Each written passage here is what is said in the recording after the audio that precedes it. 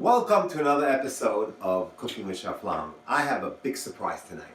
I have my wonderful daughter Rachel all the way from Muncie, New York, came to help me tonight with this amazing presentation. Till now we've been doing a little bit of molecular gastronomy. I want to go a little bit of a different direction today. I'm very into fusion and I want to show you a little bit of how to make salmon with a little bit of Asian fusion. Rachel, first thing we're going to do is we're going to make our sauce. So we're going to take this is our sauce pan, right? We're going to put our fire on, and you're going to give me another Rachel. We're going to take a little bit of mirin. Now, mirin is actually a Japanese sweet wine. You can use regular wine. I prefer to use mirin wine for whatever reason. I think it comes out better. It tastes better. So we're going to put a nice amount in here. Okay.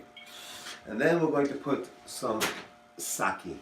Now, sake is not an easy thing. There's only actually one make that's actually kosher, and it's not easy to find. But you can get in your local spirit store. They do have sake. So we're going to put some sake in, and then we're going to let it boil out a little bit. In the meantime, we're going to make our sautéed vegetables for this salad. So Rachel, the first thing we're going to do is we'll put our fire on. The oil, that's delicious olive oil, which we only use olive oil over here. Pour it in the pan. Awesome. Then we're going to take our mushrooms to the pan. Beautiful. Onions. We're going to take our shallots. And the reason why we use shallots is I've always told you that I love shallots versus onions, because shallots retain a lot of water. So you get a very more flavor from it than you do from anything else, from regular onions. Now the garlic, I'm going to chop up a little bit.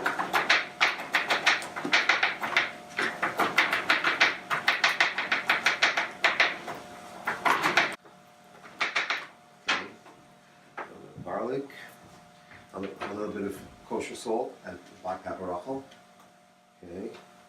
Now you want to do a pinch. Okay. And a pinch of kosher salt, correct. And I need you to mix it up Rachel the whole time, please. Now this is running already. So now we're going to add in our sugar. I would say about a half a cup of sugar. I'll put a little more in. And our key ingredient over here is going to be our fresh ginger. Delicious fresh ginger. People, as I told you all the time, try to use fresh herbs as opposed to powdered herbs. You cannot compare the taste. Talking about spices, I want to tell you an interesting thing. People have asked me, where do you put spices in a kitchen? What's the best place to put it? And people sometimes make the mistake. They leave it on top of their oven in a warm place where it's also very humid. You should know that if you leave spices in a warm place, it will lose its sharpness, and you will not have any good spices. So try to keep it in a cool, dark place. That's the key to good spices. Now, as this is boiling up, we're going to be using what's called Japanese eggplant. Japanese eggplant is a long purple eggplant, and it has a very distinct flavor, as we'll see a little bit later on. Now, for this, which is called a miso sake sauce, we're going to use what's called miso paste. Now, this miso paste is actually made from soybeans. Now, it's very hard to find. You really can only find it in an Asian store that sells Asian products. I actually found this in a fruit store actually that sells Asian products, and is only one brand that's kosher. It's actually the organic is the only one that's actually kosher. So we're going to put this into our mixture over here, and we're going to let it melt in to make a nice thick sauce.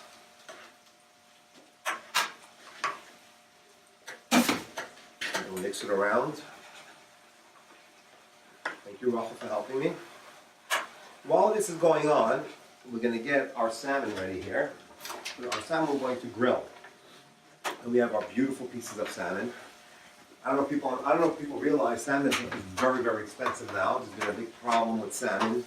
We're talking about the Norwegian or Scottish salmon that have a little bit of a problem going on. The salmon's gone up. So if you can get Atlantic salmon, that's probably the best way to get it. The cheapest way to go right now, Brady salmon. But Scottish and Norwegian salmon is very, very expensive right now. So we're trying to keep away from that. Now, as far as the salmon goes, we're going to grill it. Now, the whole key to this is what's called People like having a nice crispy skin ruffle, right? When you eat salmon, right, a lot of times you'll either have skinless or you'll have like just part of the salmon itself. I want to show you how to make a crispy, nice skin of salmon. In order to do that, what we're going to do is we're going to get our grill plates. It's amazing. Thank you very much, Ruffle. Especially you're making it. It's got to be great. Now, the first thing we're going to do to make our crispy salmon ruffle is our skin. We're going to take what's called indirect heat. We're going to take the silver foil and we're going to make some holes in it. We're going to fold it and we're going to put it into our pan. And we're going to take our salmon. Actually, what we're going to do is we're going to take some olive oil, put it onto the silver foil, and then we're going to put our salmon down. And the reason why we're doing this, first of all, it prevents sticking to the pan. And also you're getting the actual heat, but you're not getting the direct heat. Direct heat is what makes it very soft. And the indirect heat is what's going to crisp it up. Okay, so, and we're going to wait about 5 to 8 minutes. We're going to get it done here, crispy. And then we're going to switch it over, and we're going to grill it on the other side, and then add our sauce on top of it. It's going to be awesome. Okay, now we're going to take our salmon, which is getting nice and crispy. We're going to take it. Oh wait, Ruffle, it ain't going to burn you. We're going to flip it over. How nice was that? Very nice. Okay. And people have asked me, before we do the Ruffle, a little bit of kosher salt, a little bit of black pepper. People have asked me certain questions. I've gotten phone calls about cooking. People asked me a couple of questions. I wanted to share with our wonderful audience some of the things that people have asked me. Number one, people have asked me, when you deep fry schnitzel, chicken cutlets, the oil gets black when you dial too much. I'm going to give you a trick which will knock your socks off. If you take a carrot, put it into that oil, all the blackness, all the dirt from the cutlets will gather around that carrot, and the oil will stay nice and clean, and only the carrot will get black. It's an amazing thing, but it's very, very true. Wow. Number two. So while you're frying, take the carrot in there, and the carrot will absorb all the stuff from the bad stuff in the frying. Number two. People have asked me, baking. You know, when you bake kosher cookies, Ruffle, you know, a lot of times they spread too much, you know, like, right? And I'll give you another trick. If you take parchment paper, crumple it up, and then, because a lot of times underneath the chocolate cookies, you're going to put parchment paper, right? Crumple it up, and then straighten it up again, and then drop the batter onto that parchment paper. It's not going to spread anymore, because it has little grooves now, and so it's going to stay. So, two little tricks that people have asked me about. Okay, our salmon is basically ready, Ruffle. Now we're going to take all the yummy vegetables that you made, Ruffle. We're going to put it into our, we're going to start draining off all that beautiful olive oil. We don't want any olive oil. We're going to put it into the sauce.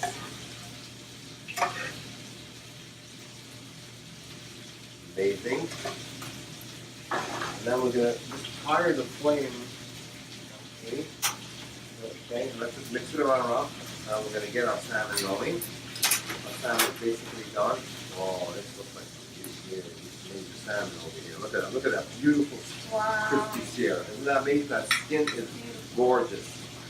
Okay, now we're going to take our sauce up. Put our sauce on top of it. Smells delicious. It really, really does. Alrighty. Now we're going to take some chopped up chives, which I have ready over here. A little decoration.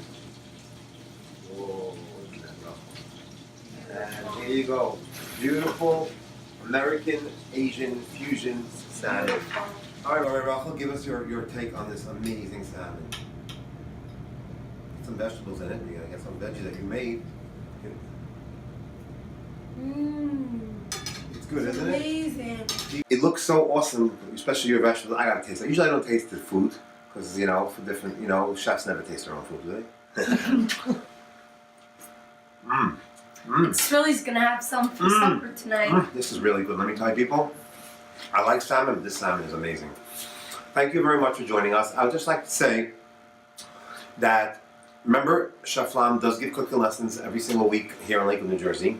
please feel free to give me a call or go to our website, 732-995-2624 to sign up. We have amazing cooking classes. We're also going to be doing Pesach this year at the Dolce Basking Ridge with Pesach Feles, my wonderful partner Shmuley Tenenbaum. Please feel free to look at our website, pesachfeles.com, and join us for those amazing Pesach we've ever had. And remember, all our recipes, this one, especially all the other ones we've done, please go to our website, www.chefflamcooking.com. That's Chef Flam with one F. Thank you so much, Rachel. Thank you for coming. Have a safe trip back. It's been amazing having you. Give Shmuley my beautiful salmon, and I think he'll love it. Have a wonderful night and a wonderful week. Thank you.